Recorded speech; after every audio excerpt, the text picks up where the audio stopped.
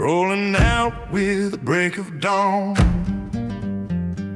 Canvas skies and the show goes on. Iron stakes and the hammer sound, building dreams on this muddy ground. With sawdust running through our veins, we do it for the faces in the crowd. Step right up with R&B, 'cause this ain't just a show, it's circus history.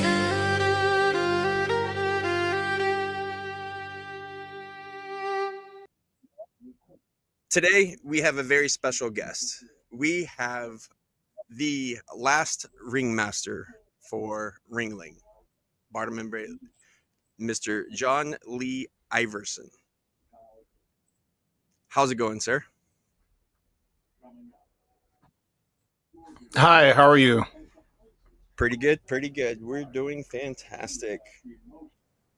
So, my main question would be for you is, was the Harlem Boys Choir the beginning point of leading you towards the circus?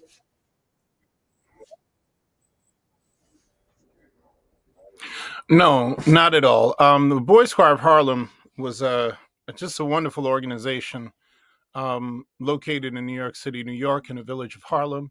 And it really was the catalyst for me just entering into the performing arts. I only joined it because I wanted to travel. Uh, and it just seemed like the only way I could travel without me paying for it. And I didn't realize it was like work was involved. So, I learned very quickly at a very, very young age that you had to earn things. And, the necessity of fundamentals Mm-hmm. in whatever you wanted to pursue. So, music was the vehicle. And I was about 13 when I realized I wanted to pursue opera as a profession. And so it was that was the road I was going toward. And everything was going well and, perfectly. I went to LaGuardia High School of Music and Art and Performing Arts while continuing my my stay with the Boys Choir of Harlem. I had an extraordinary. My high school years were just the greatest.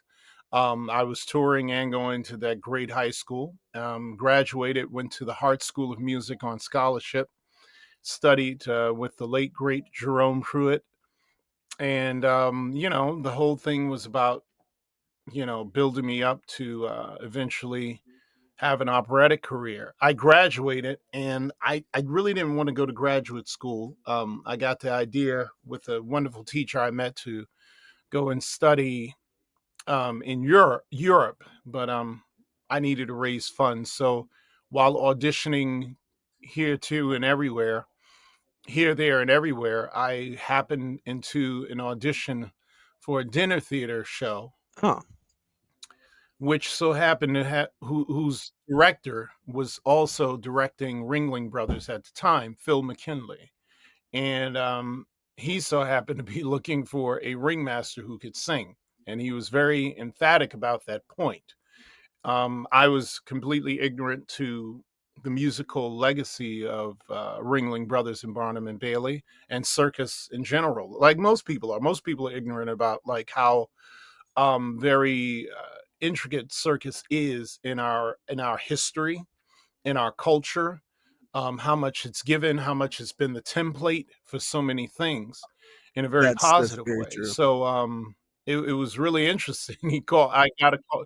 Yeah, I got a call from someone I guess associated with Feld Entertainment who owns Ringling Brothers, and after the audition, I found out I was cast for the dinner theater, but they wanted to know if I would be interested in auditioning for ringmaster, and of course I said sure. I mean, I was very young, and I thought, why not? I was looking for anything I could to pick up any money You I were in could so I you were in your could early venture off 20s, to Europe. correct? And Right, right, very early 20s. And so I was up against over 30 other candidates for the job. I had about a total of 3 auditions for it, and the rest was history. I mean, it was just one of those things, being in the right place at the right time, opportunity meeting preparation. It's what I tell people all the time. I actually read a wonderful meme this morning, posted by none other than the eminent Master P, and it said, "Your responsibility is to work, and the results, the opportunities, that's God's business."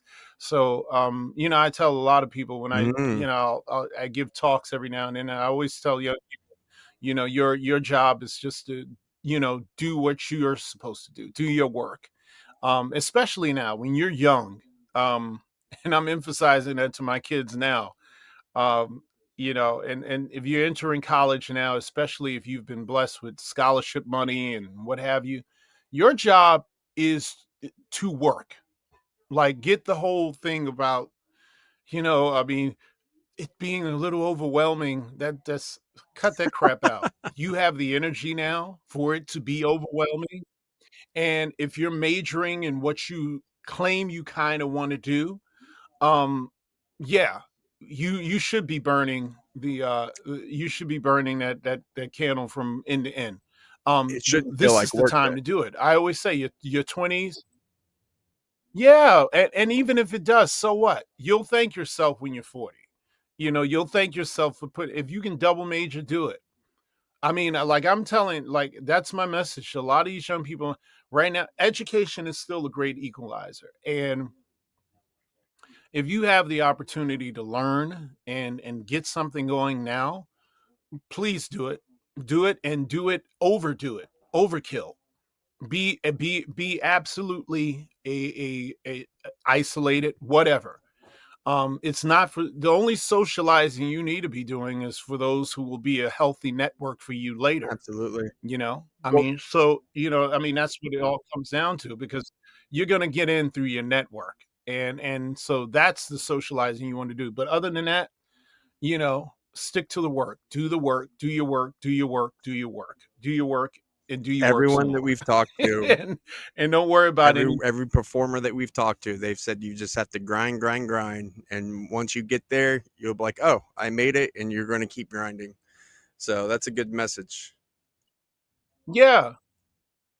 Yeah, well, the top of one mountain is the bottom of the next. So, I mean, I think within the work you're doing as a young person, I mean, that's where you get to fail, do all that stuff. I heard a really great a Hall of Fame boxer. He said it best. He said, he was giving advice to up and coming fighters, and he told them, he said, listen, the amateurs are when lose the fights, go through all that stuff. That's when you're supposed to. That's what amateur is for. So you don't to really learn your fundamentals and don't be afraid to lose. Don't be afraid to take risk and things like that. That's what the 20s are for. That's what those college years are really for. It's not for making memories at some party or whatever that people are going to forget. And those friends you think you're going to have forever, they aren't going to be Yeah, there. You know, um, people. What's funny is, and it is true. People actually remember what you were about. I hear it from folks all the time. Man, yeah, that guy he was always, man, I always knew when you were younger, you were always here, there, you were traveling, you were in the practice room, you were doing, people remember that stuff. And that's what it comes down to. Like do your work. Just focus in on your work. Nothing else. Just focus in on your work. There's a lot of distraction. And that's why this message is so important, because the greatest impediment for a lot of young people now, and a lot of people, period, is distraction. We have so many things pulling our attention. And if you can buckle down and focus in on what it is that makes your blood beat, as James Baldwin would say, if you can focus in on that and really commit yourself to that and really, really dig into it and make that your priority, it will yield something wonderful for absolutely. you. I mean, sure, hard work doesn't guarantee that you'll have massive success, but I can tell you that not working hard guarantees you won't have anything. So you might as well just go out there, put in the work, do what you need to do, but work and work some more. When you're young, put all that energy into that. Absolutely.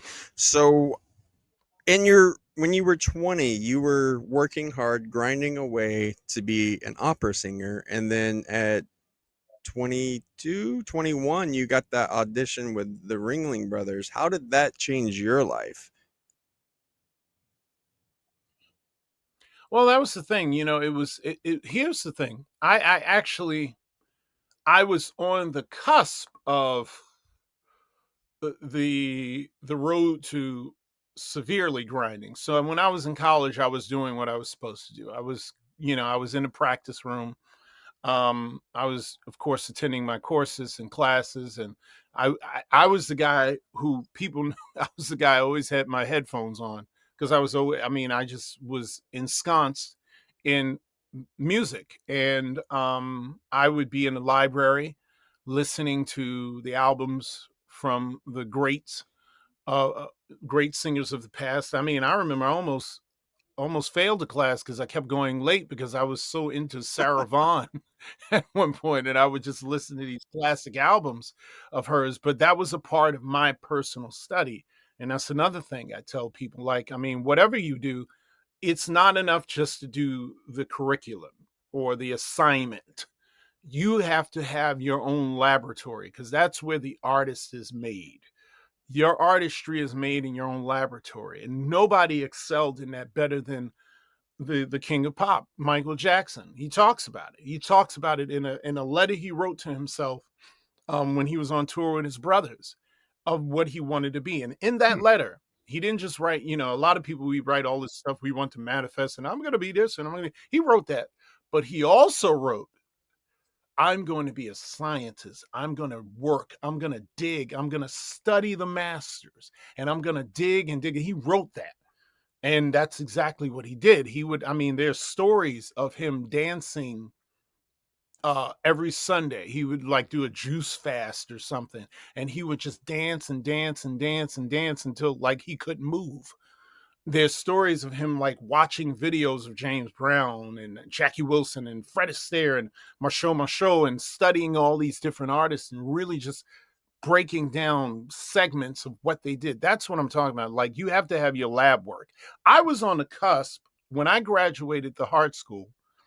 The next step was, okay, now you venture off to maybe a grad school or what have you, or some program to start really building to the next step. And so I actually right when I graduated, I went to this wonderful vocal music camp, Chautauqua, in Chautauqua, New York, where I was with all of these really amazing up and coming singers who were basically on my level, and I mean, they were just very talented, and there was a lot of talented artists around there. In fact, the actor Anthony Mackie was at that camp Oh, with the acting program there, and I remember meeting him. We played played a pickup game of basketball or something, but there were a lot of people there who you could tell they were moving in that direction. And as anybody will tell you about this performing arts experience, it's a very expensive yes. endeavor. It's a very hard endeavor, and it takes a lot of courage to see it through, because it's a grind, man. Because the hardest part about it is, the support. We don't have a support system in No. the United States for the arts that's significant, and We one can say the we same just thing talked for about that athletics. with Chad from Red Nose Factory. The fact that there's not a any like funding that would help artists like that when there is throughout the rest of the world. Yeah, and unfortunately, it's not getting any better. Um, I don't understand. I guess in our system, we just have this weird take on the arts. I mean, anywhere else in the world, I mean, and we saw it when working in Ringling Brothers or anywhere in circus. You wonder why a lot of these artists are so very good coming out of Asia, coming out of Eastern Europe, especially. Mongolia. And even now Ethiopia, yeah, they the reason why they're like this is their government, they have a society that actually invests in it. I remember there was a clown, he was so crazy. This clown I knew, and he was from Hungary. That he said, well, the one good thing about communism is, he said, the reason why we're so good is because of Mm, communism. And, I mean, he was right, because he said, yeah, he said, because everything, the facilities were paid for, all those things were paid for. So we could learn these skills and learn them well at the highest level. And and it was true. I'm not calling for a communist government, but I'm not shy about, a little socialism wouldn't hurt us. A little wouldn't hurt us. It would do us some good. And I think it would. I mean, I think because we can't be left to ourselves. Obviously, trickle down economics has always been a stupid economic plan. It was always dumb from the beginning. It was always chicanery. It was always a trick. I mean, and you really see how, unfortunately, the greedy work. I mean, these people, they're despicable. They just cling to their stuff like they're yep. gonna need it. You know what I mean? Like, you really need $500 billion. Like, I mean, like, it's just insane. I mean, like, the things that can be solved. I'm not even just talking about the arts. I mean, just good lord. I've gone to countries where, those countries that are supposed to be so behind, and we're supposed to be scared of them, like those Muslim countries. Well, I've been to some of those countries, and you know what they don't have? Yeah. Homelessness. They don't have streets that are tarnished and crazed, and no, their women aren't walking around battered and bruised. They actually look beautiful and rather dignified, and they're actually working. I visited a country like that, and I was pleasantly surprised. I loved it. It was actually rather beautiful. I mean, the kids were well behaved. Mm, Imagine that. The streets were, I mean, pristine. Where was I? I was in a city called Sharjah in the United Arab Emirates. It's about 30 minutes okay. out from Dubai, and cleanest streets I've ever walked on in my life. And it was funny, as I was walking. I mean, I walked around the city, and it just dawned on me. I said, "My goodness, I haven't seen one panhandler, homeless person, nothing the whole time." And I just couldn't get over how clean, I mean, pristine the city was. It's clean. And that's a big thing, because I mean, I'm from New York, so I have a Uh, certain uh, uh, appreciation for that. Um, going to places and it doesn't smell like urine.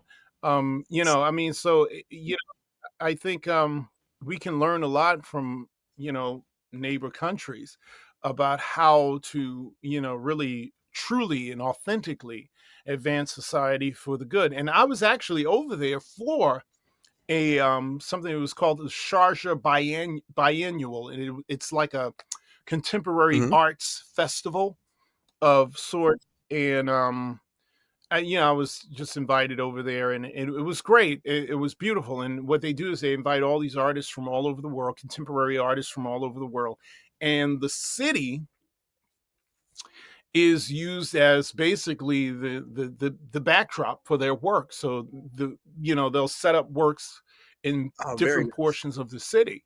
And it was really, yeah, it was really wonderful. And it was wonderful meeting so many people from around the world, and just hearing how they think, and how they view the world. And it's fascinating because um it's a lot broader than most Americans. It's a lot broader. Of course, practically everybody was multilingual, um, but their way of thinking, was the depth of their thinking was much more sophisticated than many of us over here. And I think we have to catch up. And I mean, there's nothing to be proud of about the era of stupid that we find ourselves in. It's not. We're going to be behind. We really going to be. That was one thing that was running through my mind when I was there. I was like, Yeah. man, we are behind. And we better get our stuff together, because we can't. Look, you can't bomb your way out of out of stupid. You just can't. You can't bomb yourself out of that. So I think we need to get our stuff together. And I think we need to become a very active uh, citizenry once again, because this stuff is getting crazy. It really is, and it's sad because the potential's here. It's not for lack of talent. It's not for lack of human potential. The potential is here. You can see it. I see young people all the time. I see a lot of people, even some older people, who still have those dreams or whatever. We have the potential here. It's just the mechanisms are not operating uh, uh, correctly. They're not operating equitably, and so that needs to be taken What care would of. you tell a young boy or girl that is trying to become a ringmaster themselves? Besides the grind, we got that down. Yeah. The first thing I would tell anybody, I would tell them basically the same thing I tell a lot of young vocalists, is first and foremost, depending on their age. So let's say if we're talking about kids who are not exactly in their teens yet, or if they're in their early teens, let's say they're in the midst of puberty or whatever, I would tell them start simple. Don't be silly like I was and not learn an instrument. Learn how to play an instrument. Learn how to play an instrument. Join a chorus. Okay, Um, don't even think about voice lessons until after you go through puberty. smart. And then when you go to a vocal instructor, and this is where it gets risky because there are very few really good actual sound vocal instructors around. Um, I mean, that's just a reality. They don't have great vocal instructors anymore. We make the mistake of thinking because people can do it that they can Mm. teach it, and that's not true. I can do it. I can do it well. I can't teach. I can't teach. I was marvelously blessed. All my teachers who could do it well, they could actually teach. They were actually great teachers from when I was a kid. When I was in the Boys Choir of Harlem, the late great Dr. Walter J. Turnbull, who founded it, was an excellent musician and an excellent instructor for choral music and for training choral voices. So I was really well. I learned really sound fundamentals there, and then moving on into LaGuardia High School, I had wonderful teachers there. And then when I went to um, the Hart School of Music, meeting the late great Jerome Pruitt, who himself was an excellent operatic tenor, had a major career in Europe, and he was a wonderful teacher. And I also studied with the great Dr. Sherry Overholt, who is literally, I mean, she's one of the last, she's among the last of the Mohicans. When I say there are very few great, serious voice teachers around, she's one of the few. And I was fortunate enough to meet her, and we still have a wonderful relationship. She trained Samara Joy, the incredible jazz singer, a young jazz singer that's storming the charts all the time. She's an amazing singer. She trained her. She's an excellent teacher, and that's what I had. And there were other teachers as well. Usually, I could tell you this. My thing about this is, if you see somebody advertising, Hmm. you know, if they're offering their services online and offering them like a cookie cutter type of remedy for the voice, that's not for you. One of the ways to gauge a good teacher is if they teach the way, if they teach you like they teach everybody else, walk out the studio. Your voice is as unique as your fingerprint, Oh, very and true. that's what I mean. Teacher, an excellent voice teacher, will always have the patience and the wisdom to guide you to your voice, what your voice does. They're not trying to make you into something else and make you sound like something else. Second, it shouldn't be painful. Really, the reason why we learn how to use the voice again is to get us back to our natural state. Really, I always say one of the greatest voice teachers I ever had was my infant son. When I used to hold him when he would cry and he would make these sounds, and I'd feel his body, like just how easily that sound would just go through his body. And that's really what Hmm. you're aiming for, is that freedom. Now obviously, you put an adult maturity on that, that's an extraordinary thing, but you want freedom in your sound, and that's what you're going for. So I would tell them, obviously, to be students of the craft of voice. Okay. Take acting classes, good ones. That's that too. Not every acting studio is a good acting studio. I mean, it's hard. And that comes from the fact that we don't invest in the arts as we should, and so we're not getting the best educators. And unfortunately, what happens is, to make ends meet, you have those who do trying to be teachers to make ends meet. Mm-hmm. And many of them can't teach. They're just, they're using their name and their experience. But just because you can do it doesn't mean you can teach it. Teaching is its own craft.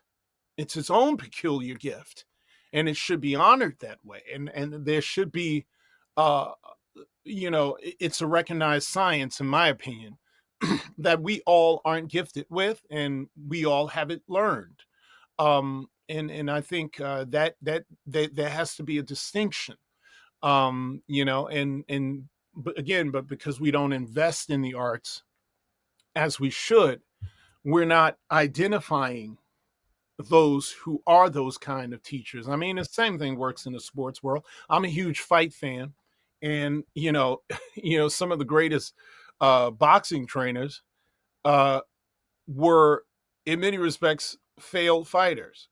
Mm-hmm. And but they were able to be identified as good trainers with, like, I mean, there's a guy named Freddie Roach. I mean, basically, he came up under one of the greatest trainers of all time, Eddie Futch. And Freddie Roach he's a very mediocre professional fighter, but he's been an excellent boxing trainer. And he came up under Eddie Futch, who was like, one of the all-time great trainers. And, he learned from him. And that's how a lot of the great trainers would learn. They would learn under a wonderful a trainer who knew his stuff, and they pick up certain things. And, you had an apprenticeship, if you will. And we don't do that with vocal instruction. We don't do that with even acting instruction, like people who are really, and we should.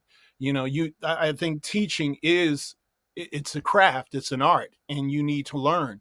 I think it's just as important as you developing into whatever star turn you want to take. So if I'm talking to somebody who has aspirations to be a ringmaster, um, in addition to the work that you do, you also need to be a fan of the circus.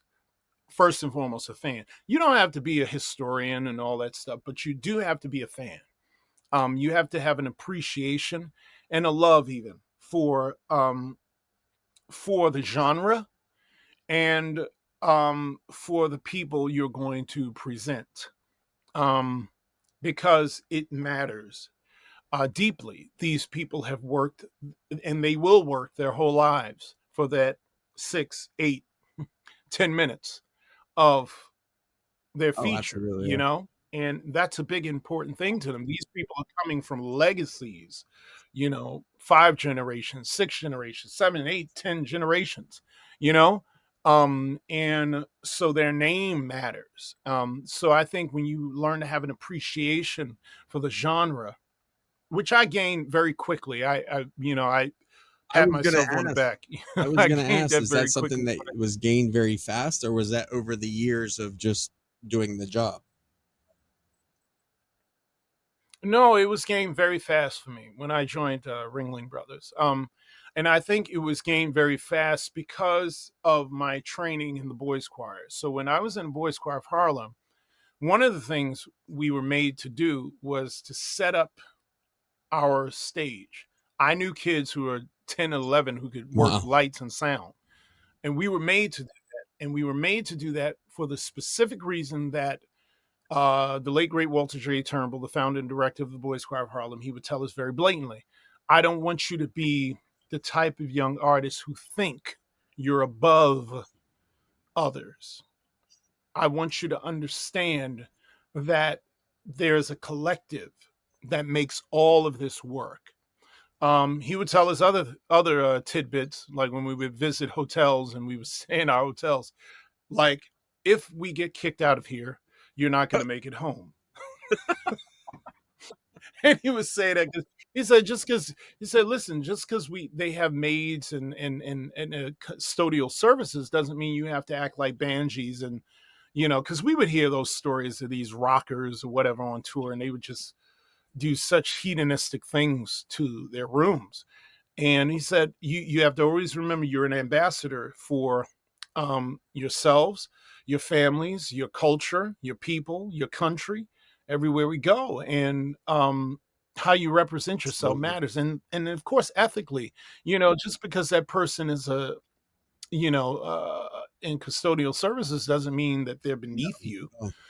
And so I took that kind of mindset into all of my work. And so I don't have this hierarchy type of thinking when I go into whether it's theater or whether it's circus. Um, my main thing is respect. I don't have a tolerance level for disrespect from anybody. I just don't. There's a way you talk to people. There's a way you approach people. And I understand also that quite frankly, of course, people have Yep. egos. And you have to just respect that everybody has egos, and you should have an ego. I mean, that's what gets you there. It's the pride that gets you in trouble, but it's okay. And I mean, it's your job to actually, I think if you're a mature artist, I think it's your job to respect that reality and understand those egos are tied into their legacies. And so when I entered Ringling Brothers and Barnum and Bailey, it was immediate, it was obvious. And I made it clear that for myself, that I would respect um, the people I was working with enough that I would make sure their names were pronounced pristinely and correctly. And it actually informed my announcing. It made it. I mean, like, you take a name like Mark Oliver Gable, son of the great Gunther Gable Williams. Wow. And the way I would announce him, I mean, that was my first real original announcement. The way I would just say his name, he got off on that. He loved that because I know nobody ever did it that way before. And I didn't do it for my ego's sake. I did it because it just felt like it was the proper thing to do for me. But it worked, and that's how I approach other announcements and approach presenting different acts. And in a sense, as a ringmaster, I kind of put these people on a pedestal in my mind. Of course, I'm not talking about them personally, but as artists, when we're on that floor, they are otherworldly. And that's what I wanted to transfer to the audience, that they are otherworldly, because the gift we're giving to the audience is a kind of joy that takes them away. As one clown taught me, he said, our job is to take people away. And I really embrace that philosophy till this day in my work with Circus Vargas. Is I love the idea that we get to take people away. And you can see it when we have the opportunity to meet them afterwards. You just see it. You can see the glow in their Oh, the eyes. face light up. Yeah, they're just like, and I'm talking about children of all ages. The kids, it's funny, children, that's what they imagine all the time. So it's like, it's another day for them. But to see it in, an elder, a grandparent, to see it in a father and a mother, and just see that wonder come back into their face, that's everything, because that's where dreams begin. That's where greatness begins, is that wonder, that sense of the possibilities. And that's really what circus is about. It's about giving you this idea of the possibilities. I mean, look at what we're doing. People are flying, they're doing daring things, they're talking to animals. Sometimes animals seem to be talking back. We're doing things that go Shooting beyond. out of cannons. Oh, yeah, they're just doing these incredible things. And they're things that I think as we get older and the world beats us up a little bit, we forget are possible. And I think circus brings us back to life again. Even the humor of clowns. I think clowning, unfortunately, it doesn't get the respect it should, because clowning is one of those beautiful crafts that are all about the human experience. It's this exaggerated form of Oh the yeah. human experience in humor. And the best clowns, at least my favorite clowns, let me put it that way. My favorite clowns aren't, aren't the bombastic, in your face, loud and obnoxious, but they tend to be the most unassuming. They tend to be the kind of artists who have, like, the best they don't even have to say anything. I worked with these two clowns. I'll never forget. They're my favorite clowns of all time.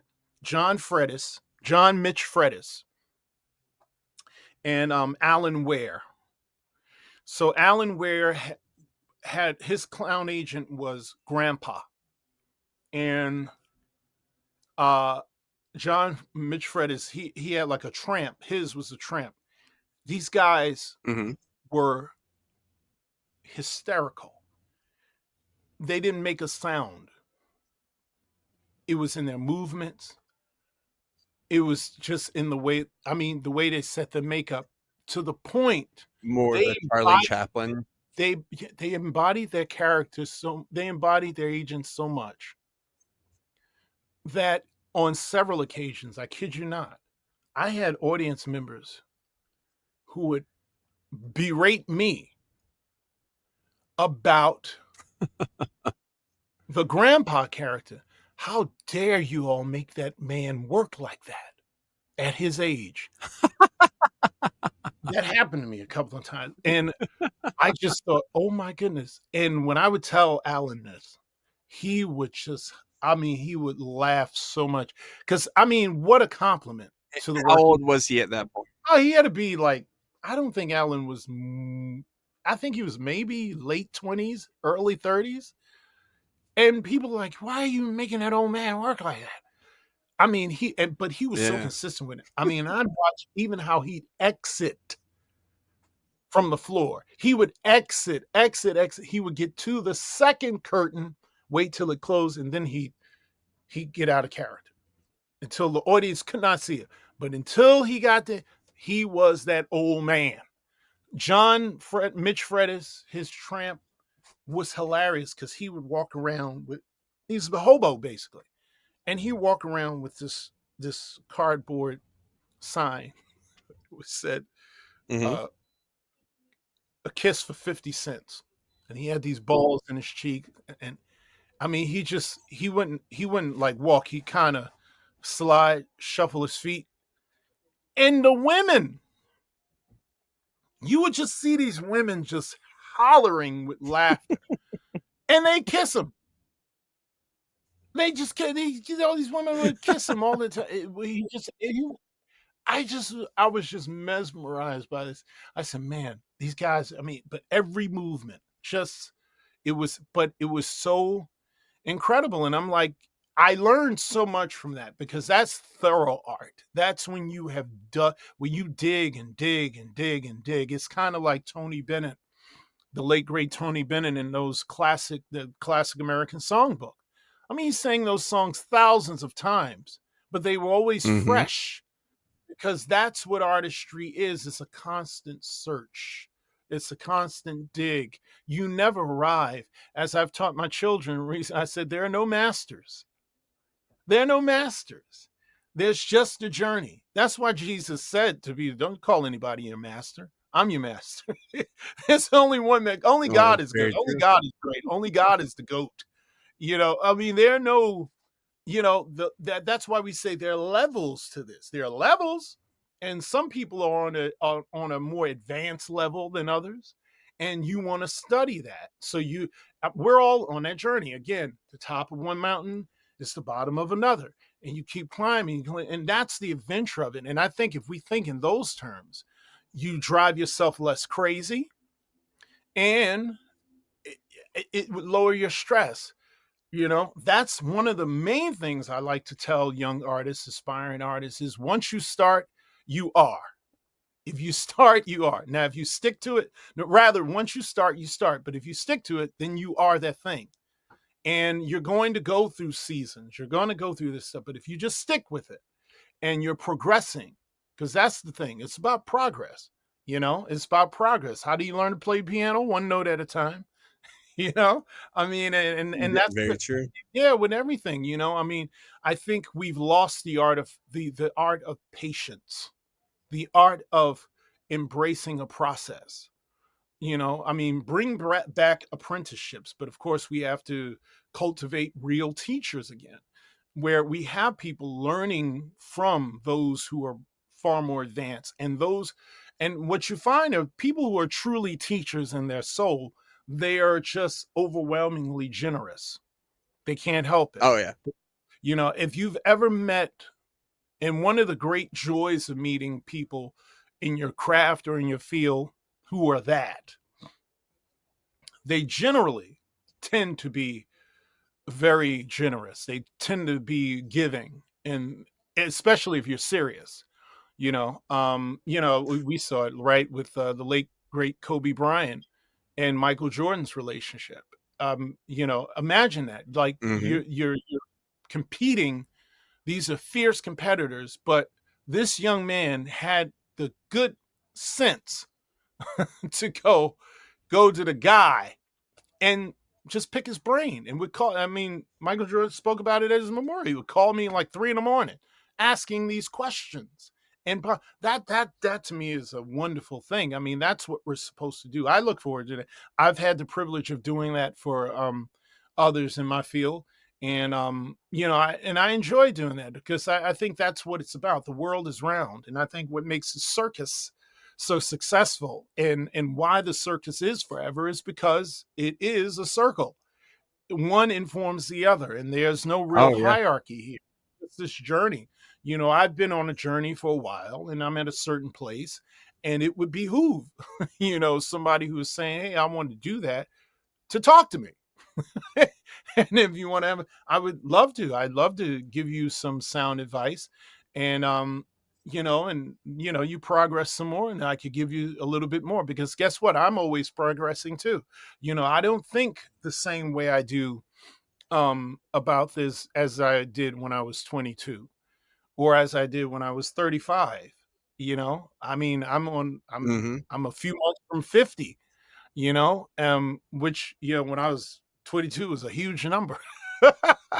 And, so my mind and the way I do things, and I think that's one of the fascinating mysteries about the vocal arts too.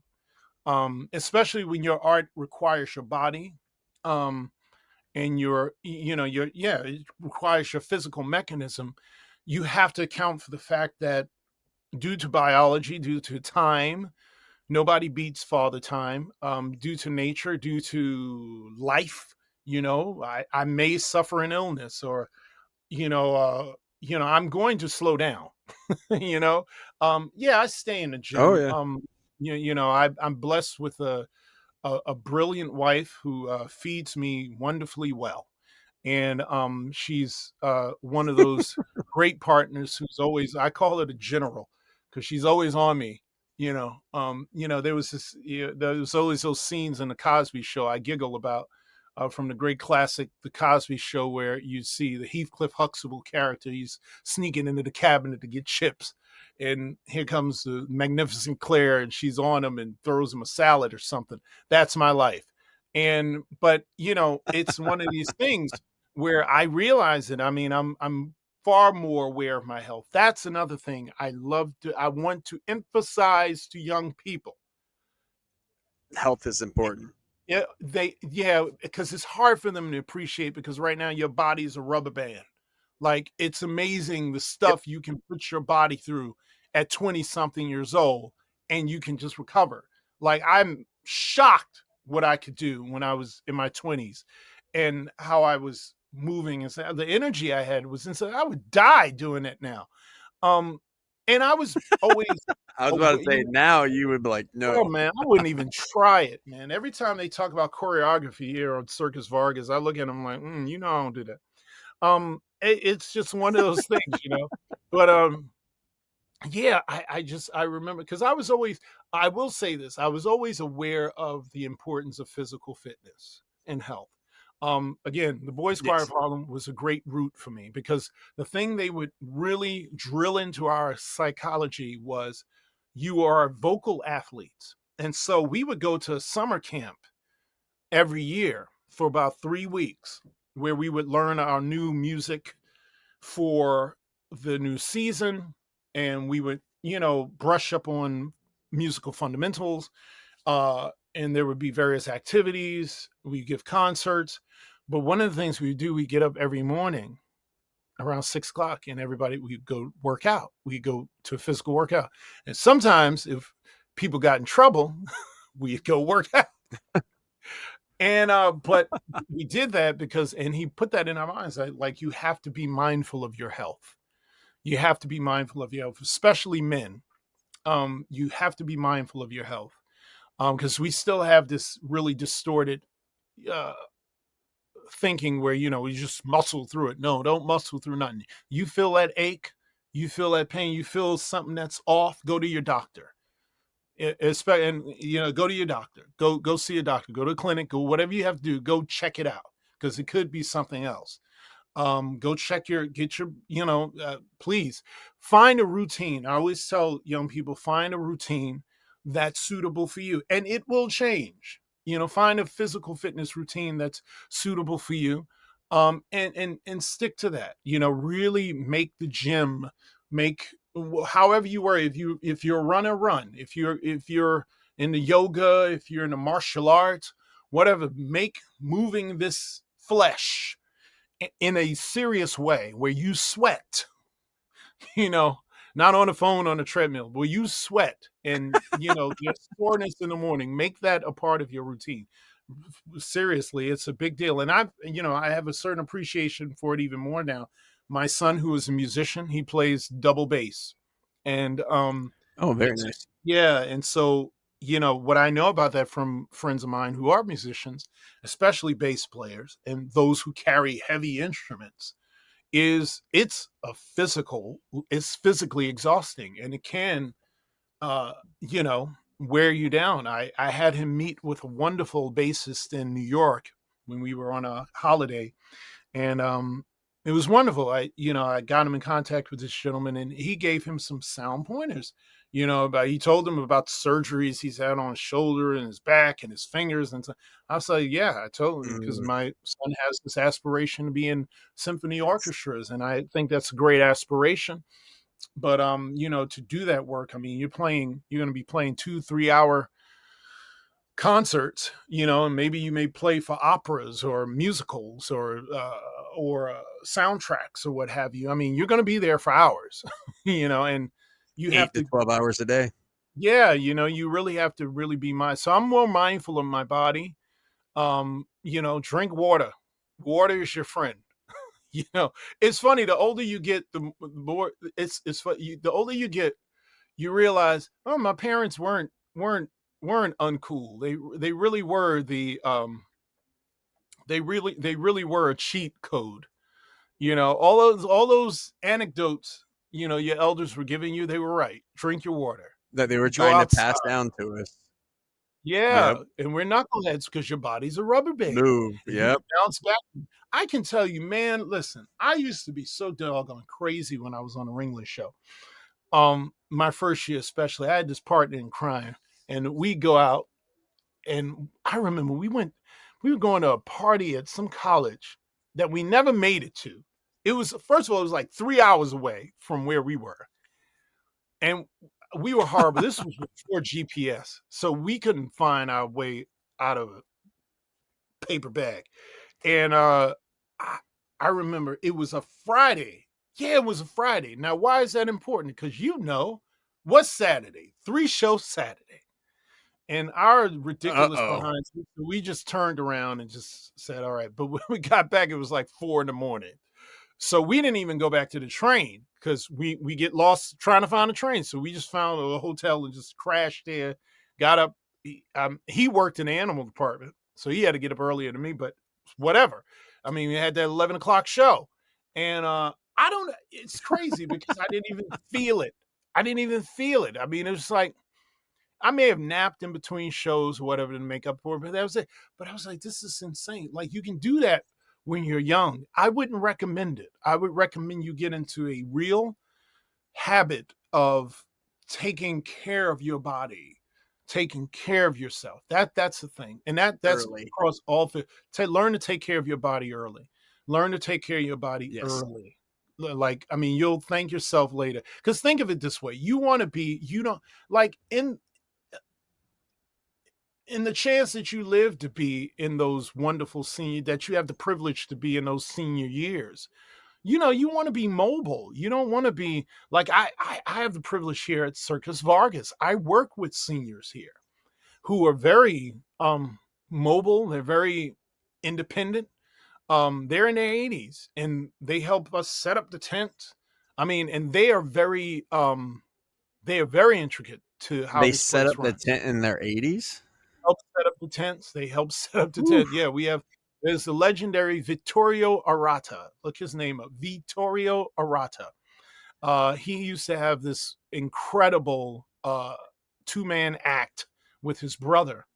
I forgot his brother's name, but they were from Italy, the Arata brothers, Arata. And they had this incredible act. I saw the video of it. It was stupid.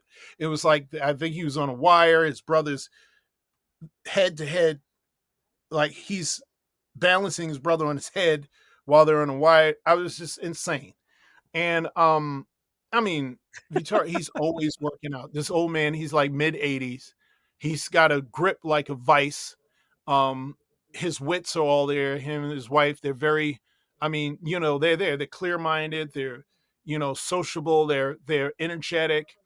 Of course they have their challenges, whatever. But I mean, it's just it's inspiring to watch. I mean, literally watching him, he got me working out again. I said, look, I gotta, because I was just getting lazy, man. Because you go through this interesting midlife lull for some reason, and I was like, all right, Roller coasters. yeah, man. And I said, man. I tell him every time I see us, I'm gonna be like you, man. I'm gonna be like you, man. And he's good. He's, thin. He's strong. He's still strong. I mean, and I mean, look, nobody beats Father Time, but it's like, he's on that level, and it's good seeing like he's always doing things active that keeps his mind going. That's the thing too. We got to get off these devices, or at least learn how to um make them Limit useful. yourself. Yeah, because I see it in myself. It's hard for me to reprimand my kids about it because I'm just as bad. I mean, like it's like we got to pick up books again. Pick up books again. Pick up books. Learn to play games. Read a book. Read a Read a book. book. Play games. Play games. With your partner. Learn to play an instrument. Learn a language. Do something for your brain. And that's I'm another actually thing. about to start silks again Yeah, good. Do at yeah. 42. Yeah, look, why not? Do something for your brain. I mean, that's the thing too. I tell young people, look, I mean, you can't, because they can't imagine it. Because right now, again, they're Marvel heroes. Things just bounce off of them. But I really implore Yep. you, if you're young, please really value the gift of reading. If you have a hard time reading, look, you can. It's a skill, so you can learn it. Um, uh, Read, do things for your brain, pick your associations correctly too. That'll help. I mean, for those budding ringmasters, reading is a real that you need that, because I mean, where else am I going to get these adjectives and things I come up with? I Oh mean, yeah. at some point you're going to have to cover for You got to be a artists. And wordsmith. yeah, and that's why acting classes are very important too, because you learn how to improvise. Learn the gift of improvisation, learn the skill of improvisation. And I mean, one of my, I think the reason why I was so fluid in improvisation and it came easy to me is again my upbringing in New York City. Nobody can out talk a New Yorker. Okay, that's number one. And two, we I came up in a time you played dozens, and the way we played the dozens was rough. I mean, the stuff we'd say to each other. I can't believe we're still friends. But you had to think fast. You had to think fast. You had to move fast. And just growing up in the environment of New York City back then, not this Starbucks Bank of America crap they got going. I You're talking mean, about the 80s, right? I'm talking about graffiti trains. Times Square was Yep. a red light district. It was the crack era. And in many respects, I miss that New York, to be honest with you, because I mean, as perilous as it was, there there was an authenticity and a personality to it, and I miss that about cities. So in all of my travels, and you've traveled extensively, so the joy of traveling is to taste the personality of each city. What Oh unique yeah. It's thing they have here. I used to love. I got into country music because why? Because we went to Nashville and we were on Music Row. Nashville. Yeah, and they had. I forgot the name of it. There's a classic record store there, and man, it was like near the arena, and I must have hit that record store like crazy. And I was like, I never listened to country music in my life, but it was around me. I was ensconced in it, and that's the gift of the unique nature of a city. Is that it gets you into what it is. You go to a city like Nashville, or you go to a city like New York City, like you pick up on things and you become curious. It perks your curiosity. I mean, this stuff they Oh got yeah. going now, I hate. That's the thing I hate about gentrification, is it's a copy and paste model, and it becomes bland, and the personalities of these cities just get sucked out, and and the soul of it, the actual culture of what these cities are, what makes a Nashville, what makes a Gets New lost. Orleans New Orleans, what makes Brooklyn, New York, a Brooklyn, New York. It just dies out, and before you know it, everybody's walking around with yoga pants and Starbucks, and it's boring. you know, I hate it. It just kills me, man, when I see it. I mean, that's one of the things that killed my soul going back to New York. But So, how long did you live on a circus train? altogether 17 years. Yeah. Wow. Yeah, no, I that was the best So part. you Living on a circus train really was the best part of the entire adventure with Ringling Brothers. And it was funny because I swore I would never go back to the circus after Ringling. I said, "What's the point?" And here I am in Circus Vargas because I just couldn't see myself doing a truck and trailer. Because I mean, circus train. I mean, come on, it's like it's magical, man. It's like your own city without a zip code. You don't Oh have yeah. to live outside. You don't have to. Um, you don't have to live outside of a. You don't have to live out of a suitcase. You're not packing, and like most touring shows, you go to hotels. But this, you Oh have yeah, your in and out own. of suitcase. Yeah, you don't have to do that crap. Most of us had a closet we went back to. Right. And I mean, the best part for Yep. me was to sleep. I mean, Oh, there's no better rocking back. sleep. Oh man, I was like a little baby, and then to wake up with the sun in your face and America passing you by, and just the sound of the engines, just the sound of that travel, that train moving across the country, and the I new hear it, man. smell of different regions of the country, and I mean, you ride it long enough, you kind of know where you are. I mean, and really, I don't think there's any better way to see the country. And I think you realize how beautiful a landscape is. It can almost turn you into a really radical environmentalist if you're not careful, because it's like you look at it, it's like, man, it's so gorgeous out here. I kind of understand those folks now. I mean, really, that's why. The train ride out Midwest. Yeah, man. Oh my gosh, it's beautiful. I Just always loved. beautiful sunsets. Yeah, when my favorite train run was always the one. I don't know if you did this one, but we would go from Lexington, Kentucky to Arizona. And that was at least a Yep. 3-day run. And I just loved it, because it's like it was just not, I mean, I of course it's a great way to recover and but it was just so beautiful, like just to see how things were changing as you moved, I mean, just so beautiful, man. That's why I always thought like I it's so funny. I always had a love-hate relationship with the Star Spangled Banner, which is an exciting song musically. But I mean, to be quite frank with you, and this will make some pseudo patriots mad, but it's a horrible song because it's a war song and it's violence. It's just violent. Now compare that to America the Beautiful. I mean, if you listen to most national anthems around the world, they're aspirational. They're about the Hmm. beauty of the land. Ours is about blowing up stuff. And I mean, like we shouldn't wonder why America's so violent. I mean, ours is literally, and it's so violent. We had to cut out verses. I mean, it's like a rap song.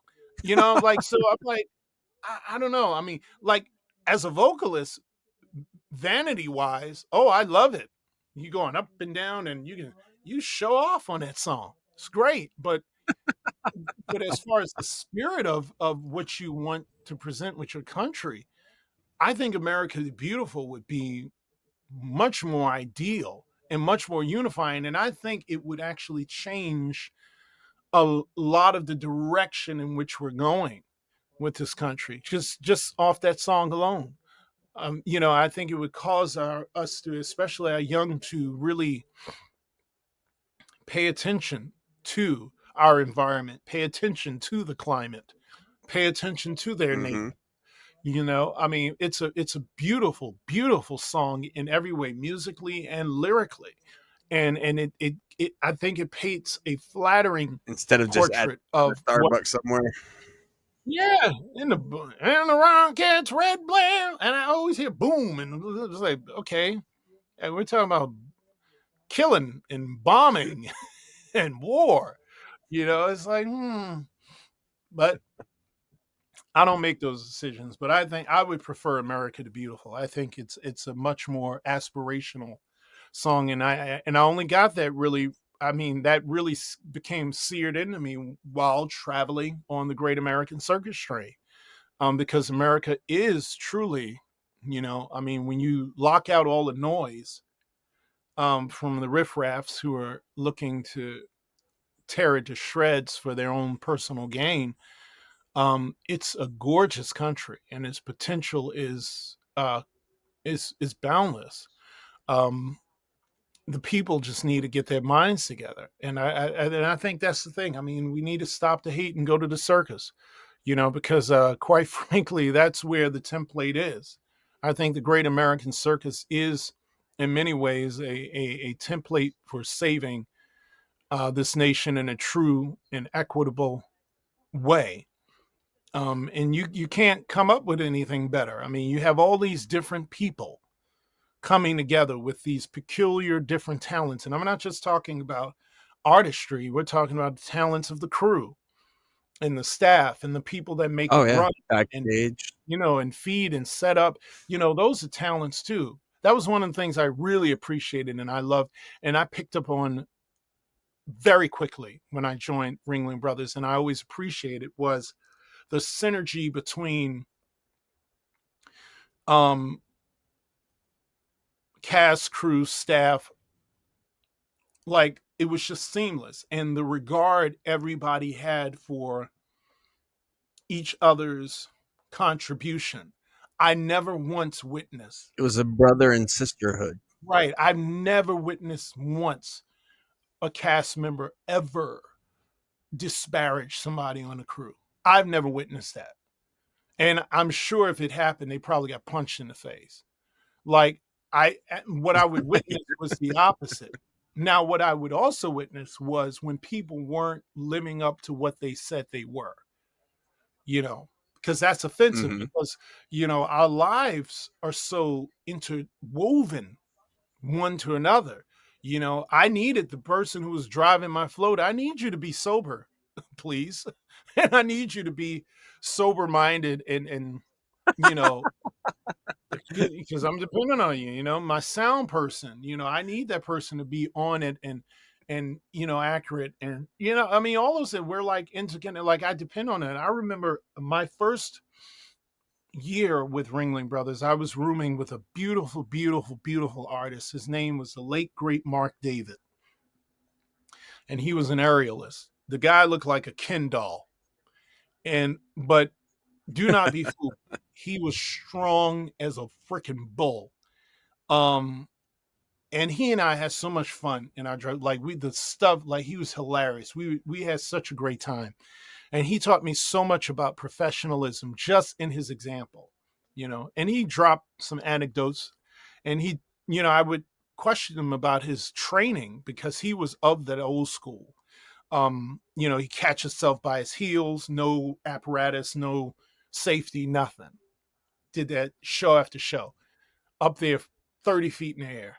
And I remember his Yeah. reverence for the crew. And I remember there was one particular crew member, like, they want him to do these PRs where he hang from a helicopter. And he was fine with that, but he was like, I'm not doing it unless Rafael Suarez is my rig is rigging it. That's the reverence people have for certain, you know, uh, Yes. for crew and that to me is a template for society, where we leave this hierarchy nonsense behind, because believe me, the custodian is just at any point the custodian is just as important as the CEO, because I'm sure the CEO at all the meetings doesn't want to come into a building that's disheveled and messy. I mean, all that, Nope. what I mean? Like, it's like, yeah, when it's just people. People truly at their best, they don't want. Nobody's looking for a handout. Nobody's looking for. What we're looking for is just fair, and equity. That's it. That solves everything. Everybody doesn't have to be a Very true. gazillionaire. Everybody doesn't have to be a boss. Nor would you want to. I wouldn't want to run a circus. People ask me now, when you want to know, I would never want to run a circus. Why? Because it would make me a mass murderer. I don't have the patience for people like that. I don't want to do that kind of work. I have nothing but the grandest respect for Kenneth Feld and the Feld family, and Katia Nelson, Arata Kyogo, who runs Circus Vargas, and any circus owners out there. You got my highest respect, because we don't know, like, this. We don't know what they have to deal with. I've kind of seen it. Like, Oh yeah. I worked with Kevin Bernardo's circus, and I kind of got it. I was like, I couldn't do it. You got to be kind of like, that's just. But then again, that's your thing. Like, some of us, that's our thing. Katia and Nelson were award-winning trapeze artists. They were high level stuff. They had one of the great trapeze troupes of all time. And they went from that to owning and running their own show. I think you just have to have a It's special. evolving. Right. I think you have but like, I think you discover certain things in yourself, and you just have to have that in you. I don't. And I'm not shy about that. My aspiration is to always work somewhere where I get a nice, healthy check. I'm useful. I help the place grow. I'm fine with that. You can be president. I'll be Henry Kissinger. I, I don't want to. I don't. Let me clean my hands. I don't. Let me be the Secretary of State or something. I don't know. You can be the president. Like, I'm not. That's me. I don't want to own none of it, because it takes something, man. It's something else. Like, I tell you, when I gained a new respect for what it takes to run a circus. Uh, the Fells invited me to a white model meeting for one of my tours, and I got to walking around the building, and we were What's at a a white model meeting? white model meeting. Okay, yeah, the white model meeting is basically literally as it sounds, the white models of what the show is going to look like. And so it's Oh, like, yeah, miniatures. yeah. So it's like it's like basically these yeah, figurines, if you will, of what the show is going to look Okay. like. And so, I mean, the investment in that is amazing. And in this meeting are marketing people, publicists, promoters, um, uh, operations, maybe even some of OSHA transportation. safety. Yeah, all that stuff. So they're all in that meeting, and I was privileged to be there and to see the structure of how they wanted to run the show, and so everybody's able to put their input from their own expertise. It's a wonderful thing to see because it's just really a wonderful thing to see how they really invest, how much creative capital is invested into putting up one show.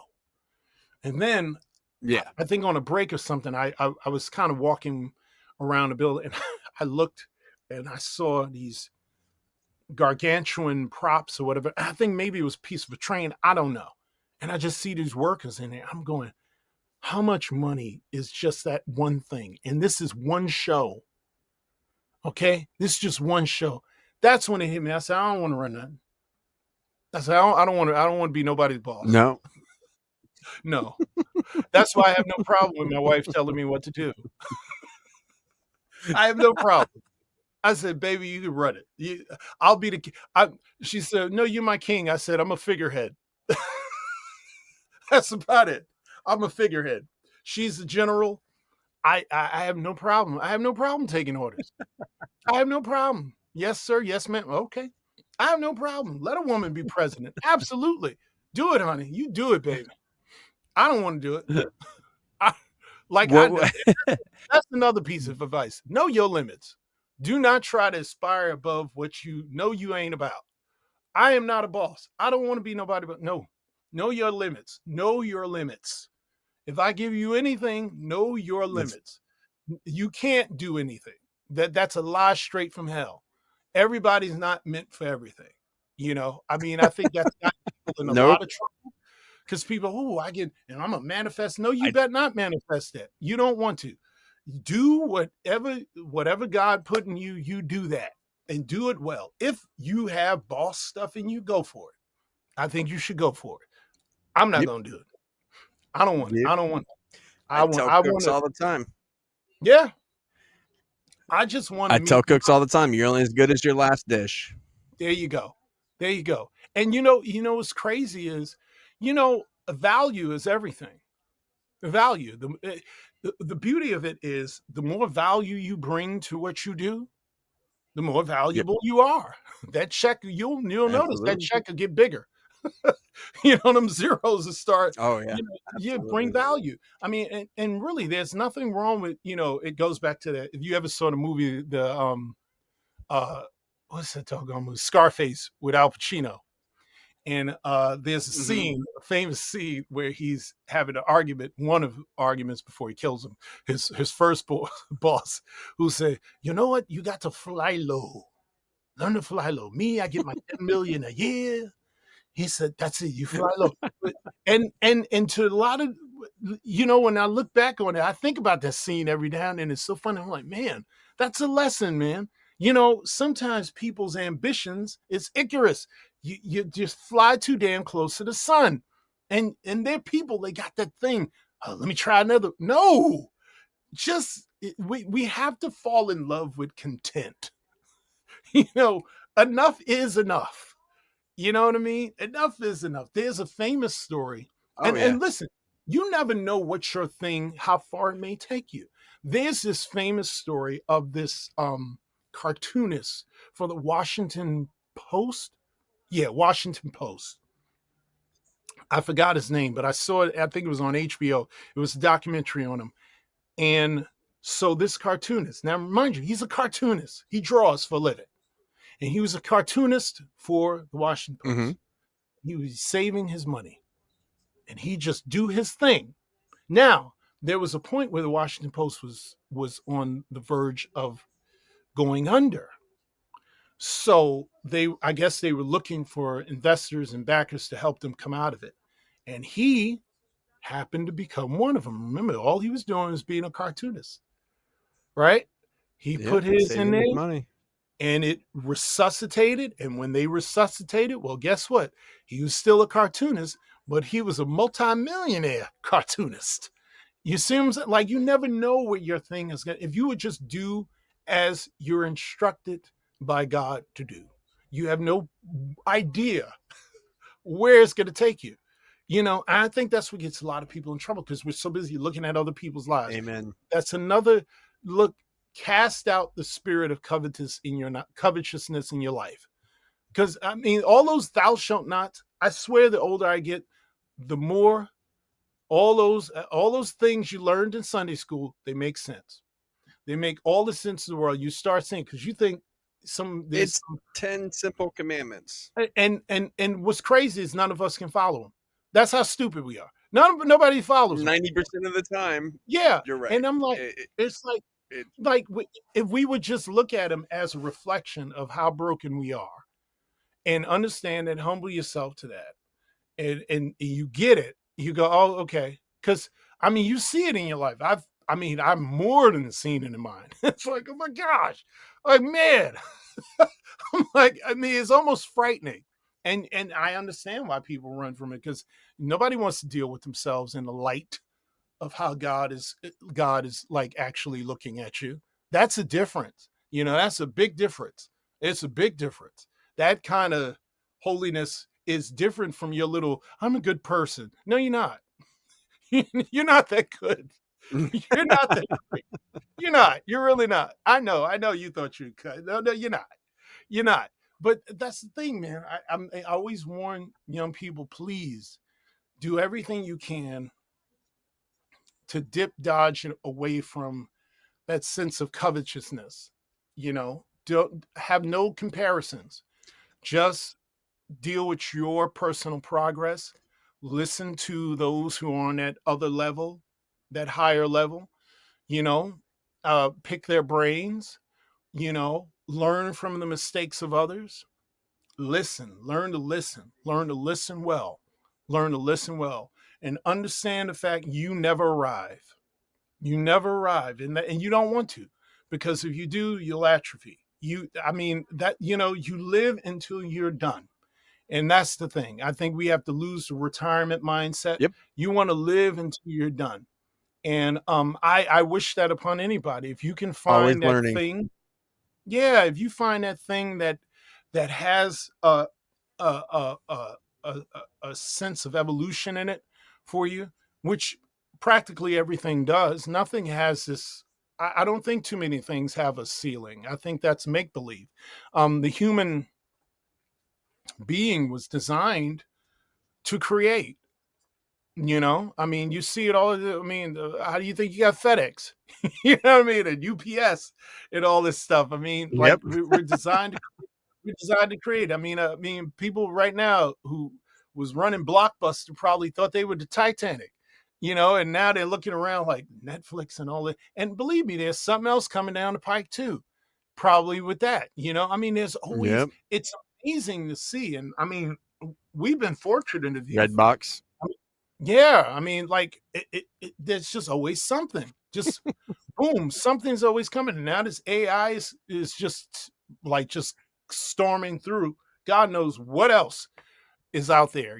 I think I'm gonna have to. I'm gonna say this here on your program. You're first to hear it. I'm actually going to be talking to a trademark attorney about protecting my voice and my likeness. Now very that may nice. seem like nothing, but I mean, who knows? I mean, like, because it's funny. I've heard from some people somebody was telling me they were at a Broadway show or something, and they heard, like, I guess the safety announcement and whatever, and they thought it was me. And I said, no, I didn't do that, and I don't think anybody stole anything. But who knows now with this technology what you can do? I think they said something about Denmark Oh, now yeah. has a thing where they're allowing people to copyright their voice. And I mean, I think that's a wise way to go, especially for those of us like myself and even like you with this, who use their voice and their likeness or what have you, and you want to just protect it. um why not? And I'm not doing it because, oh, I just want to sue somebody, but I mean, shoot, it's mine. And I think it But sucks. we could slide you a business card after the show. Oh, okay, good. We've already looked up that. Oh man. Oh, good, good, good. Um, yeah. So, what are some of your craziest? We ask most guests this. What are some of your most craziest pie moments you've gotten and that you've given, being in the circus for so long? Oh man. um I think I Because it's a wouldn't call, tradition. yeah, like I wouldn't call it crazy. I would call it I think my most beloved moment, honestly, my well, no, it actually was crazy, but it was beautiful and it was tragic all in one. It was opening night, Madison Square Garden, March 26, 1999. Oh no. And if you can imagine that, I mean, I was just fresh out of college, and here I am headlining with the greatest show on earth. Madison Square Garden is basically sold out. And I just got my voice back because I was out for like a good You're at the 3. top at this Yeah. second. And man, boy, what a beautiful day. It was just everything. It was opening night in Madison Square Garden. It's Madison Square Garden in the city Oh, where I grew up. Um, you can imagine my friends, family, crowd, beautiful show. Everything went perfectly. It was like I was floating. I felt like I arrived to a degree um, in the Mm-hmm. role. Went to the after party, had a great time. Beautiful after party. The Feld Entertainment hosted in one of the major suites in the garden. Met some lovely people. It was great. Went back to my hotel. My mother escorted me back to my hotel with my brother, and then she told me your father passed away earlier today. And it was just like Oh. this. It was like I'm on this high, and then all of a sudden I'm like in one of those films where you're just slowly descending. And it was crazy because I had just spoken with him face to face. You We just had a stopped. beautiful conversation the day before, and he was supposed to be there. Here's how crazy I don't know what it was. I don't know. I just accounted for God protecting me because I didn't think about it. I mean, I went out to greet some of my guests, and I didn't think to ask where it was he. Like it was just blocked out of my whole. Because Yeah, I didn't you were think. caught. You were focused in the moment. Yeah, I don't know what it was. It was like, I saw my friends, hugged her, and then I went to the party. And afterward, my mother told me that. And, it was so sudden. I think it had something, it was tied to heart disease or something. And he was about my age I'm now sorry to hear when it that. happened. Well, it was almost, it was over 25 years ago. And it was just like, I mean, I was like then I had 9 shows to do, and then a funeral to go to.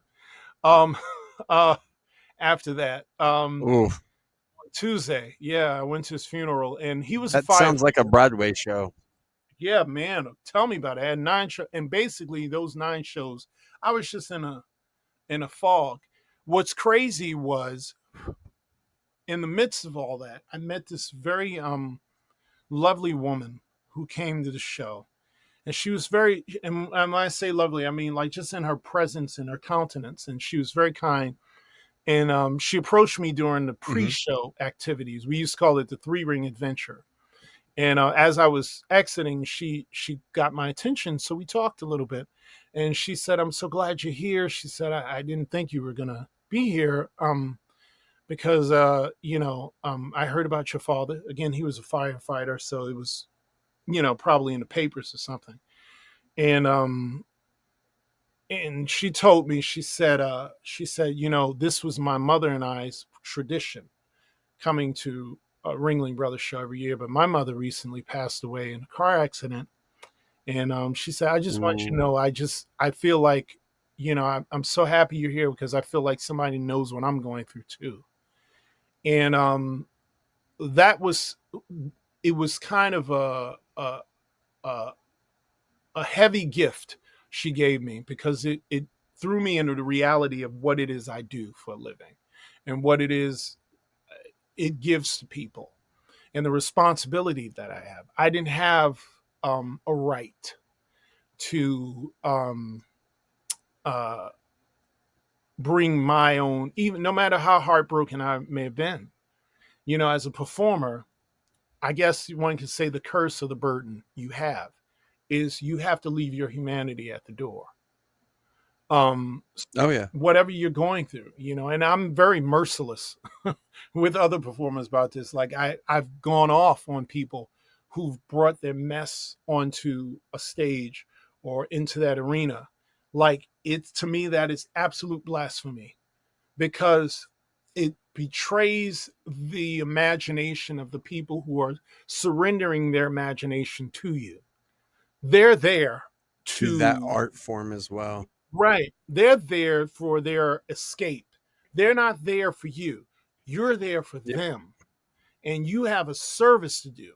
And Absolutely. you have a privilege where you're doing what you love and you're getting paid for it. And you have this privilege to nurture somebody's imagination and the thousands or hundreds of people you may be in front of. They all have some peculiar story and they have a why as to why they're coming that goes beyond just them wanting to go out for an evening. Maybe for some of them, they just wanted to do something, but you'd be surprised, what people are How coming deep it to. really goes. Yeah. What they're coming to escape from, and I don't have a right to bring any of my stuff, no matter how heartbreaking it might be. And I have a right to tears or whatever when I go home when the curtain closes.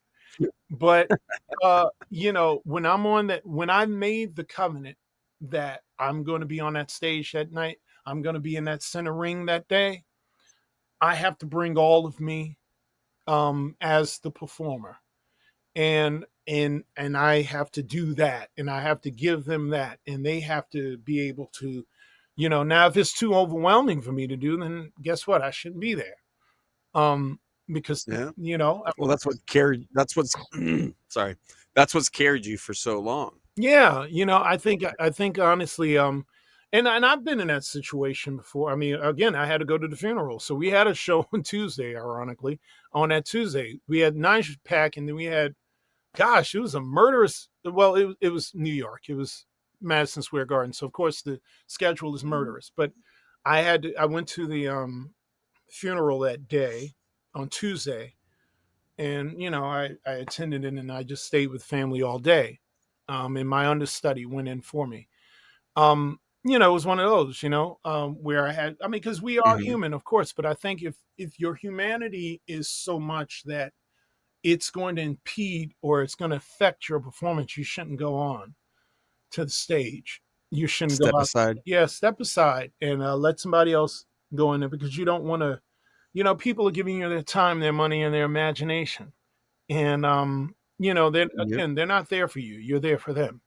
And I believe that to the depths of my soul, and I think it's only right that we honor that at all times. Because I mean, I've gotten some wonderful letters from people about a variety of things of what it meant for them to see the circus, what it meant for them to probably see me in particular or whatever, and that matters. And so Oh yeah. yeah, I mean, I think when you realize your work is a service, it has so much more. It gives you so much more to work with. And I think that's the thing. I always say to people, find something that isn't centered around you. you know, like I mean, there's something of great joy I have in knowing that in this career I've had for this amount of time that people have been affected by what it is I do in a very positive way. Oh yeah, I love that. absolutely. I mean, sure, would love, absolutely love the Rock's money. I love that, man. But man, I don't know if I want the Rock schedule, man. I mean, like we, and then that's one of those other things too. We look at people's lives and we think, oh, they have it all here, and there's a price for everything. There's a price for everything, and you just have to be really clear on what price you're willing to pay, and what it means to you. For me, I always tell people something I learned from a director, uh, and it was a really vital lesson early in my career. He said, you have to determine for yourself what success is. You have to be the arbiter of your success. And that has shielded me from that ugly green monster of covetousness, because often we model what success is from what other people do, and we don't actually Oh yeah. examine what success is for us. I've worked with actors who, in my opinion, have thriving careers, and all of their shows are done at a dinner theater. But this actor told me, he said, yeah, I mean, I'm performing all the time. I own my home here. I go across the street and I go to this dinner theater. I'm casting most of the shows and all. That's a thriving acting career. You know what I mean? Like, it to me, it's like you have to understand what works. Homes paid for, comfort. Yeah, I'm like, to me, you know, a successful artist is a working artist. They're a working artist. Very true. If you're working, then you're successful.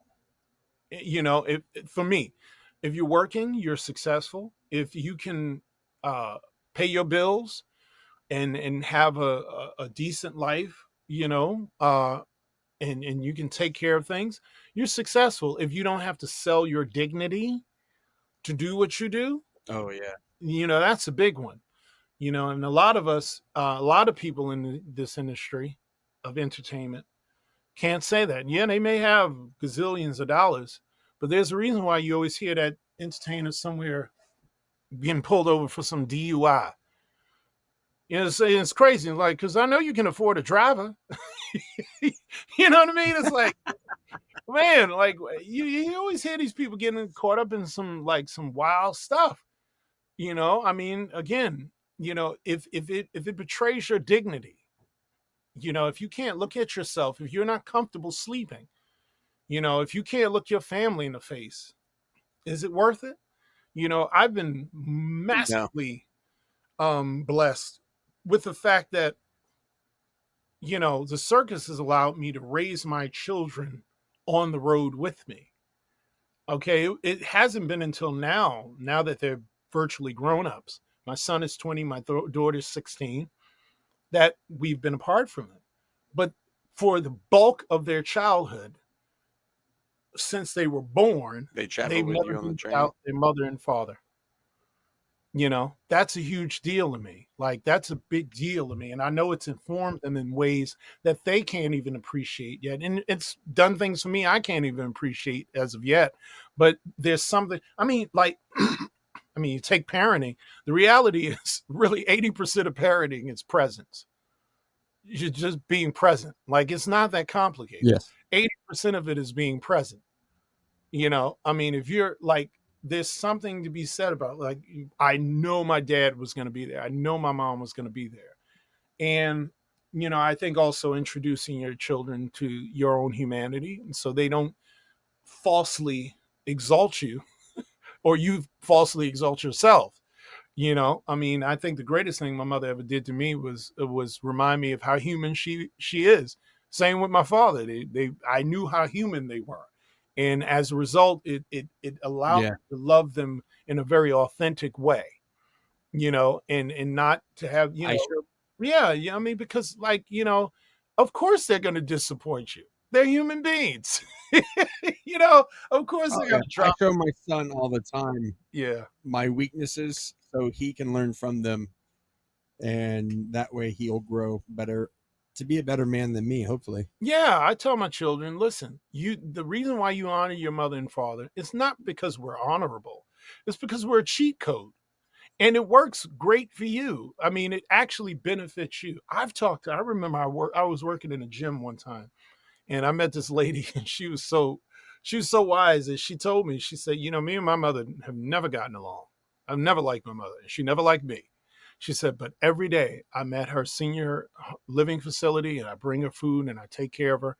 And I was like, wow. She's like, because there is something. And she said, like in that facility, she said it's sad because most of those people, their families just drop them off and that's it. She said, and I'm not going to leave my mother, no matter what our relationship's like, she's still my mother. And I mean, that's something, Yep. my mother always taught me. And I learned this from my mother always said, she said, one of the reasons why you have to be to your parents because life will be kind to you. And I do believe that. I mean, I believe in, one of the things I've seen it all the time. What I brag about my children a lot because they never have given us problems.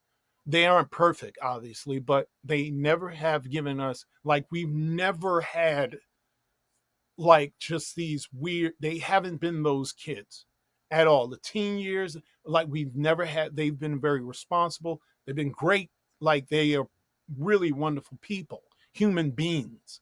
And I think a lot of that had to do with the fact that honestly, I wasn't an asshole when I was a kid, and I think a lot of it had to do, I was busy. I was a good kid overwhelmingly. And I think that comes back to you. You know what I mean? I wasn't that to my mother, but I witnessed people who were that way to their parents. And boy, that boomerangs. That really boomerangs. Comes back tenfold. Oh, it comes back to you. It comes back to you. What you are like to your parents is what shows up when you have children. Oh, absolutely. And I think, I mean, so, that's one of the things I tell my children. I'm not pressuring them to, you need to get married, please. Maybe that's not for them. But I'm like, if that is for you at some point, at least you have it in the bag. Your kids are going to be pretty cool. Yep, yep. I think that way. So how many circuses have you been ringmaster for? So obviously Ringling Brothers. I did a very holiday stint at Lone Star Circus in Dallas, Texas. I did. I I'm chairman of the board for Omnium Circus, omniumcircus.org, a fabulous show that's been up, a company that's been up for over 5 years. We celebrated our fifth anniversary. Omnium Circus, omniumcircus.org.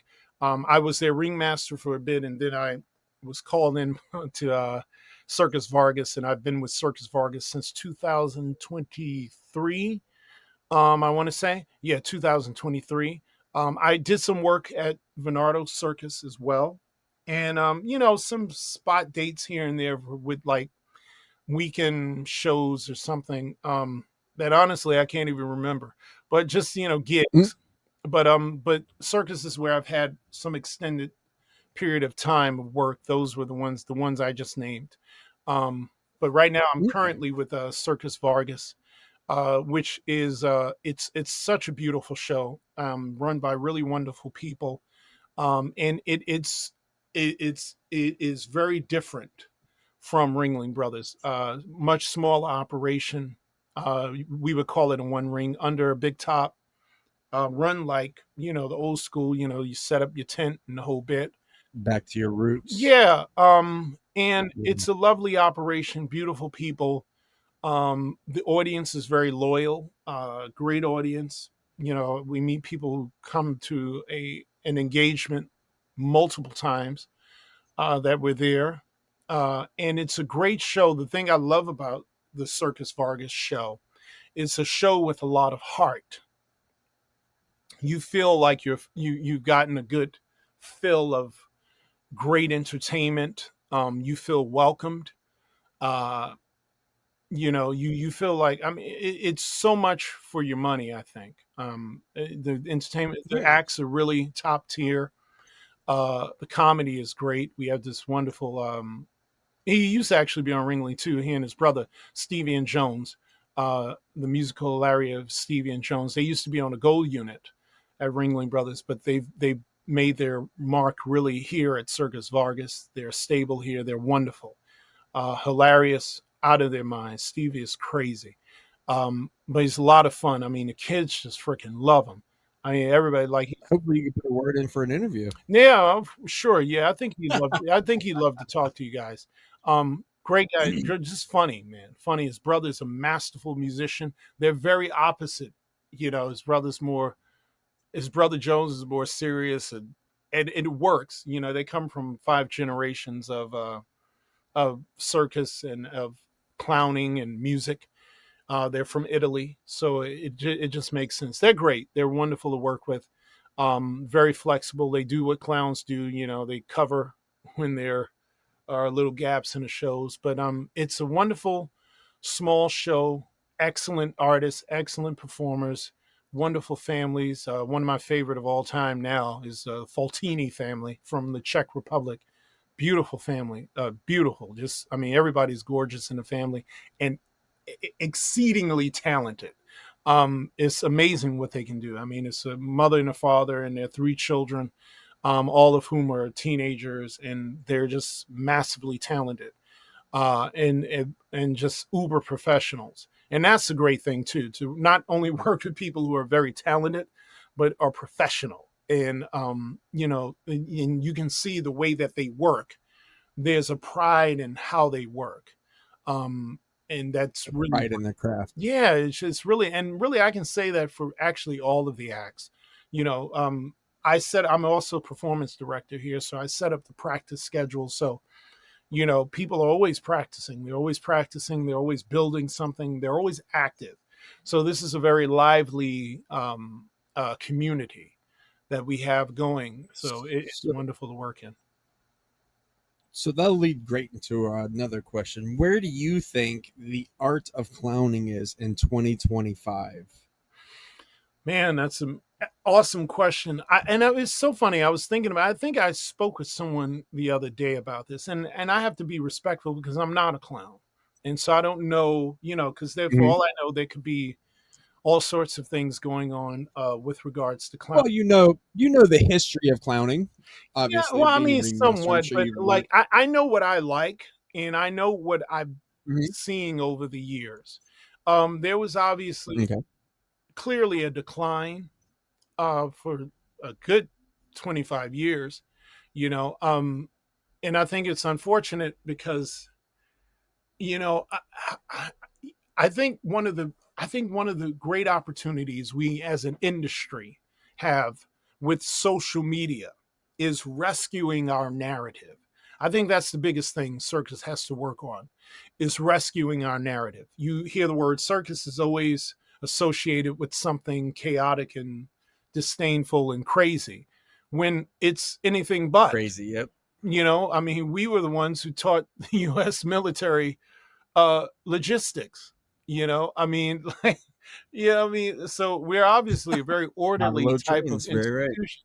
Yeah, I mean, we taught them logistics. I mean, I, I mean, Uncle Sam wouldn't exist without Dan Rice, who was a great American clown.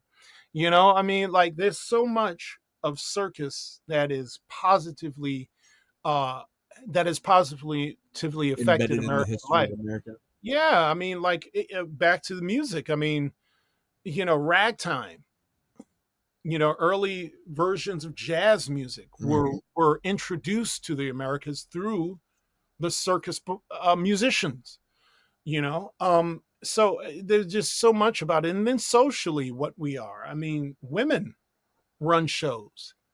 You know, before there was a thing called feminism or progress or whatever. Like, I mean, the circus woman was looked at kind of iconically in a way, because Oh yeah. remember, everybody's wearing skirts down to their knees. I mean, ours, they were doggone g-strings swinging in the air and doing all these heroic feats.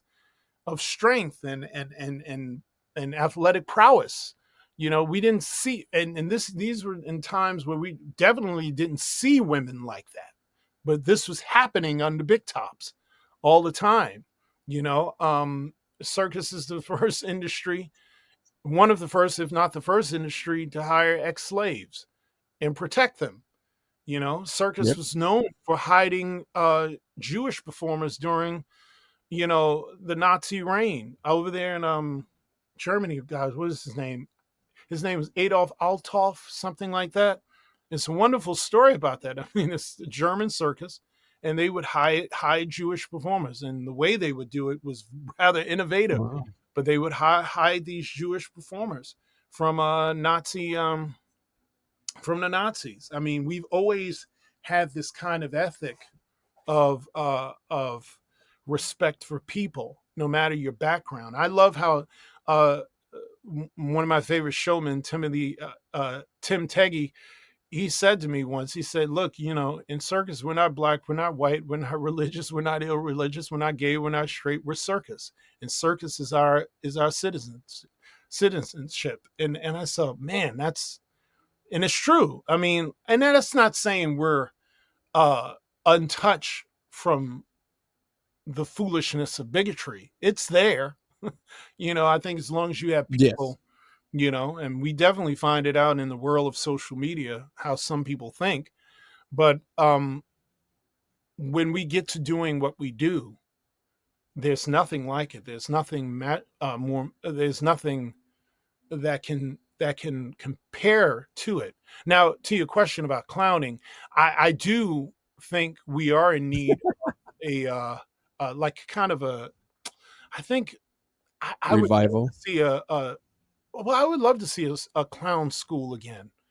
I think we do need a We do place. have some camps. Yeah, we have camps, and there are some circus schools, I think, that teach it, but I think something concentrated in clowning, like the history, um, Yes. teaching really like the craft, discovering one's character, one's agent, really biting down into build like That actors. 10-week development. Yeah, it's like the same thing actors do. I think the same thing should be done with clowning. In fact, I think really honestly, I think all actors in any theater performer or anybody going into, yeah, if you want to act, whether it's in theater or television or film, I think it would do them well to spend 6 months on a mud show, because I think every performing artist needs a dose of humility, a good dose of humility, Oh yeah. where you spend 6 months, no less than 6 months on a mud show, and so you just understand. Um, I I I truly hate the hierarchy thinking in the performing arts. Because there are people within the performing who still think of circus as low and don't Oh yeah. realize that circus is the craft you all others aspire to. You know, I mean, I will kiss Audra McDonald's feet if I run into her. I don't care where it is, in front of my wife. And yes, my wife will kill me later, but Audra can't fly. You know what I mean? Audra can't fly. You know, I will bow down to Denzel Washington. I absolutely will, but he can't talk to animals. You know what I mean? Like, I mean, That's very true. yeah, there's, so we're not low. We're just another form of artistic expression. Personally, as one who has been privileged to do theater and opera and be on sets and do various things, I don't know of any other craft that is more exhilarating than circus. I think circus is the zenith of human and animal artistry. I think it's the zenith of it. And I think far more has been borrowed from circus than, I mean, because what do you think they're doing in movies with CGI and stunt doubles and what have. What do you think they're doing? It's circus, Oh baby. yeah. You just have to manufacture it. We do it. That's why we practice so damn hard. I mean, Daniel Aquino in his Globe of Steel with his mates, they can't be unperfect. They have to be perfect. That's why they practice every doggone day. They can't Yep. have a mishap. Necker Mesa and his Colombian wire walkers, they have to be perfect because that's a long way down. It's a difference Yeah, and between that's what a hard floor. yeah, and they have to make that danger and that look like beauty and just fun. They have to do that, make it. I mean, that's quite a feat to make people smile and scream and gasp at the same time. That's an interesting kind of All art. in 3 minutes. Yeah, you know what I mean. Yeah. You don't necessarily get that in the Broadway theater, and I love me some Broadway shows. No. One of my greatest friends in the world, I love him. I love all, and that's the thing. We circus folks, we can appreciate everybody. We appreciate everybody. We applaud everybody. We don't see anything as low, but we see things that we can learn from, and we have great appreciation for everybody. For everybody, whatever films, whatever. And I think the respect Oh, for us. absolutely. I think honestly, the respect for us is, in a sense, it's coming around. It has to. Um, I just think in many respects, is our fault. We have to tell our story. I don't expect other people to. It's not up to the public or to others to just know. We have to be very articulate in how we express our narrative. So it is our duty to use every means necessary, not only to present the show itself is a calling card, but to continue to make sure we have high quality shows. That's across the board with everybody. Have high quality shows, have high Oh quality yeah. programming, not only in the performance, but in the presentation. When the audience walks through your doors or into your tent, how are they feeling? How are they welcome? All of that. How are Are they? they greeted? Yeah, because the Yep. circus is beyond a show. The show is a part of the experience. And that's what it is. We're giving them an experience. That's one thing, and that's a big part of it. But now we need to actually relearn how we market this thing. I always say P.T. Barnum would have a field day with social media. With Are you social kidding media. me? Oh my Oh goodness. man. We got to dig, man, because we're the authors of this, man. We are the authors of P.T. Barnum is the father of American pop culture, and we have that in our DNA, and I think we as Oh yeah. collectively as a genre, and that's across the board. We need to, and now some of us are doing it. Like you look at some of these wonderful shows overseas, they're doing it well, man. Even I have to give it up to Bernardo Circus. They're doing it. What they're doing, they're picking it up well in their social media. I know Sac de Verre in France. They have wonderful social media. The Weber brothers in New Zealand. Their social media is so good. They ended up with their own reality show on the Bravo channels, New Zealand, down there called The Wow. Circus. And so that's what I'm talking about. Like it's there. There's some wonderful voices in circus media. You're coming up. There's a great voice in circus media, Shania Stiletto Booth. She has a great podcast called Circuspreneur. I think we need to support each other more. I think everybody should be, Oh even yeah. if you don't watch every episode, subscribe. I want people to subscribe to Subscribe, the channel. like, Subscribe share. to Circuspreneur. Whatever circus content that's out there that's good, please, subscribe, support your fellow folks in this business, in this industry. We're not in competition with each other, because believe me, if you're selling out your shows and if you're doing well over there, it's good for everybody. You know, you saw what happened when Greatest Showman came out Oh, absolutely. right after Ringling closed, of course. Boy, that timing, I tell you. And so, like, Oh, that right? was I a mean, it whole came out, like yeah. It literally could have saved the whole it thing. lit a fire under. Oh Yeah. yeah.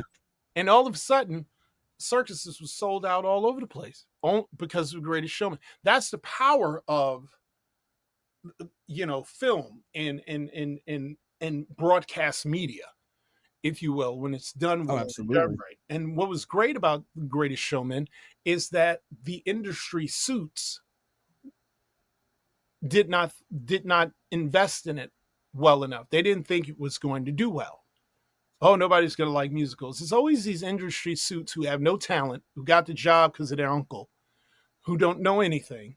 And of course, when I walked into the theater, because I barely heard about it, and I walked in there, as soon as I sat down and heard the songs, I said, "This is a hit." And I knew because my daughter memorized the entire score that day.